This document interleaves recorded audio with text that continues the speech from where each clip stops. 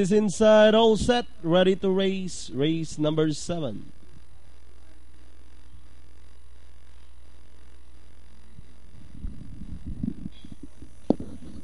Gates open, they're up and racing. Is Pirikim draws for your lead, moving up by the Tala sa umaga. Then running now in second is runner number 6, Royal Jeddah, as they race towards the 900. Tala sa umaga by about 5 lengths. Gobilis in second, racing in third, Royal Jeddah. Magic Fantasies in fourth, then running by the rail, Dugus Charm, as they round towards the 600.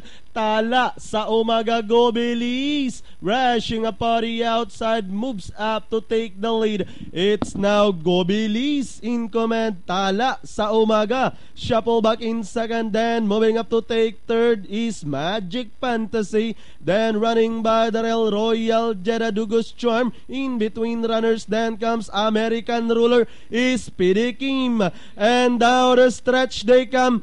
Gobilis, Tala sa umaga by the rail, Magic Fantasy, American Ruler. In between runners moving up is Risk Taker. It's Gobilis, Magic Fantasy, sorry, outside.